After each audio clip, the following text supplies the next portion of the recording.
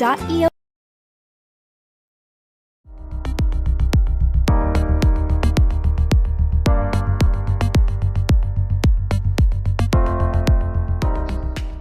Your Profits, Unlock Your Potential show with me, Jason Wally Waldron, here on the International Business Growth Radio Network. I am joined today by Mandi, Ellefson, the founder of Hands Off CEO. And we've been talking about a number of different things here, everything from CEO mindset and the journey that it takes, everything from what does it look like to be a 1% best-in-class firm, and why would you want to do that? And in a moment, Mandi's going to share a little bit about how you can double profits by finding your sweet spot client. But before we do that, I want to share a quote that is in her book, and it's a quote by a gentleman named John F. Kennedy, who I'm sure you've learned from or heard of. And the quote is this: "Conformity is the jailer of freedom and the enemy of growth." And so with that, Mandi, tell us about how do we double our profits and find our profit sweet spot? How you do it is by going and doing what other people in your industry are not willing to do. It's by solving bigger problems and standing by actual quantifiable results.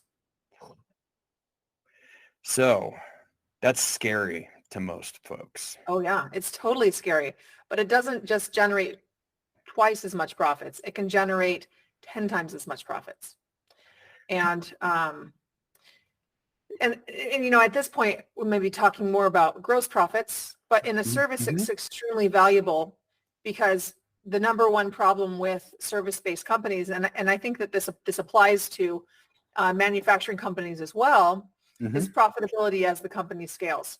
Yes. Reality is the profits actually should increase as you scale because of your because of, you know, you should be able to generate more growth with the same resources that you have, the economies of scale.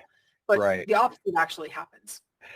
Yeah, we see that problem happen a lot of times, right? And it looks like this. Oh, we grew from 12 to 20 million. We grew from 20 million to 30 million. Cool. Let's do a look back on and analyze this business a little bit. Well, at 12 million had an 11.8% net profit. At 20 million, you had a 11.8% profit. At 30 million, what's going on here? At 30 million, you had a 9% net profit. Hold on, stop the cart. This is going in the wrong direction. Yeah, absolutely. And what we've found is that when you can innovate, and I shared at the last segment there, and I'm just going to repeat this again. Yeah. But what we really want to do is we want it to innovate by elevating the quality. Not just the quality. Everybody thinks about the quality, but really the client does not actually care about quality. You think that they do, but they don't. What the client actually cares about, if we're specifically talking about B2B, is they want their problem solved. They want results. And the reason why they want the problem solved is because there's a quantifiable financial impact that they want as a result of this. The more ambiguous your offer is in getting them to that point, the harder it's going to be for them to hear you through the noise. That's a really, really good point there. And I want to call back to how these concepts sort of build on each other, because the end goal here is to be sort of this beacon of light that outshines all of your other competition just by virtue of being the best, right? And even if people can't afford you, they want to afford you, right? And they aspire to afford you. On the other hand, why is that? It's because you're creating such a big transformation for the people that you work with. But the seeds of that are thinking different and being bold enough to find out what that true innovation is that's lacking, right? If there's 100 of your competitors out there, one of you can make that innovation to make those 99 competitors obsolete because you're dealing with the same problem set. And I can't emphasize that enough. You're dealing with the same problem set. So are you able to create an environment, whether it's by finding the right advisors, whether it's by getting the time away, probably all of these things, right? Do you have people who push you? Do you have people who invite you? Do you have people who really support you through this whole process? How am I doing so far? I think you're doing great. And maybe another, and I want to repeat one of the things that you said there is that all of your clients, I mean, all of your competition are dealing with the same constraints, the same challenges as you.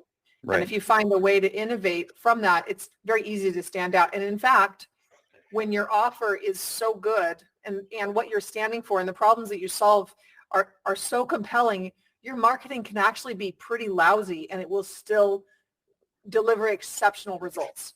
Now, Yep.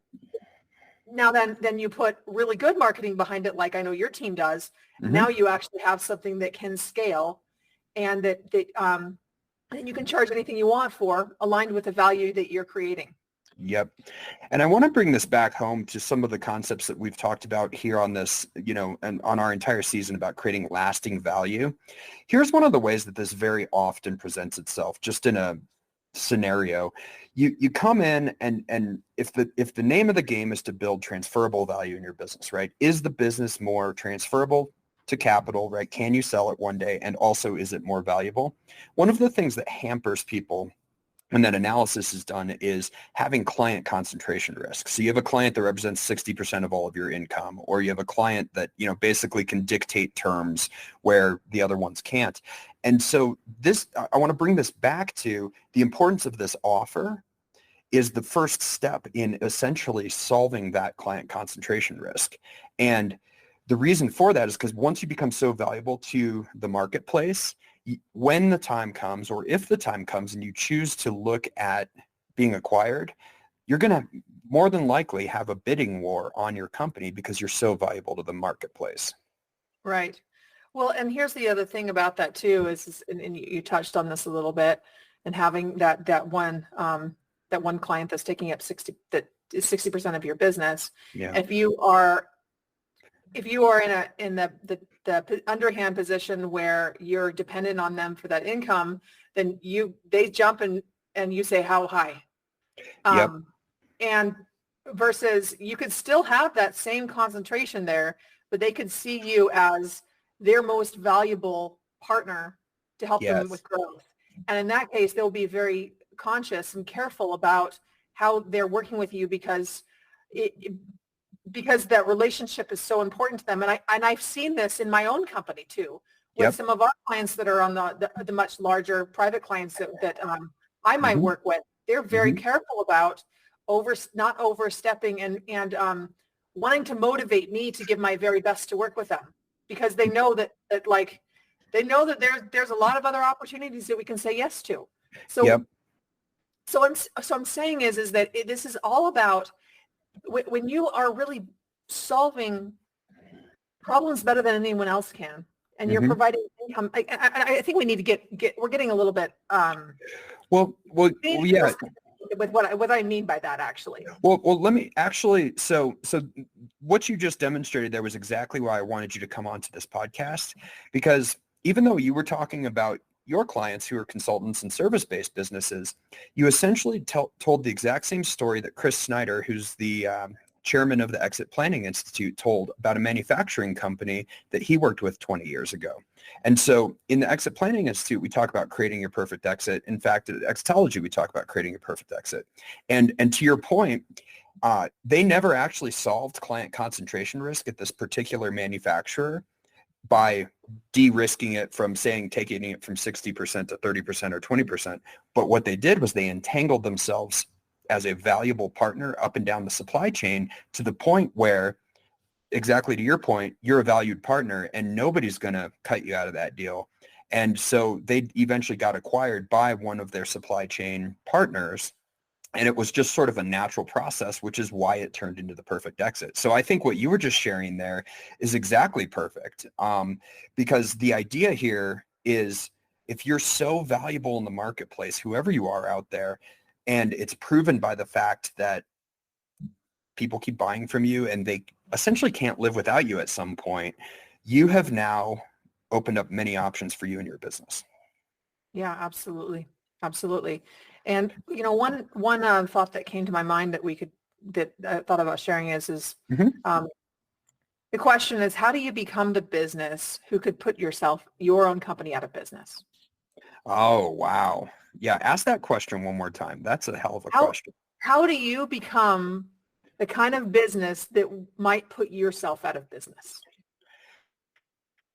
And we're asking that question to really crack people open, right?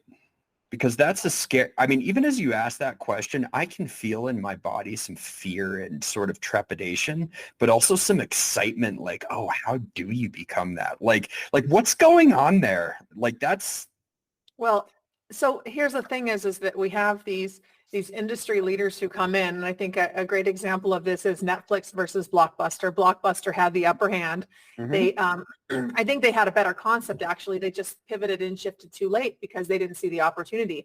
I mean, I wanted so badly for Blockbuster to keep winning because you could go and swap in the movies like on the location. It was the best of both worlds, and they totally blew it. Yep. And but if they were thinking ahead and they didn't have such an arrogant position on it, then the whole industry could have been saved. Well, I mean, I remember one of my bosses actually in real estate back some years saying that, you know what, we want to get into a Hollywood video because they'll be there forever. Right. They'll be there forever. This was about 2003. Forever. I mean, forever. And how quickly that changed. That wasn't that many years past where they were completely annihilated. Right. Forever is about 5 years. But all right, here's what I love about that question though, because what Mandi just did was ask a question that allows you to become the disruptor of your industry. Right. That's right. And so I know we tell a story about Buckminster Fuller in my book, Exotology. And the point is, it's not about this incremental revolution or evolution, if you will. It's not about becoming 10% better, which that's cool. But if you just make the current situation completely obsolete, that's the disruptive thing. And that's why that question's so powerful. And there's a lot that goes into that question, you know, that's behind that. But the end result is if you can really go into that and come out the other side with that creative answer, that's where the real juice is.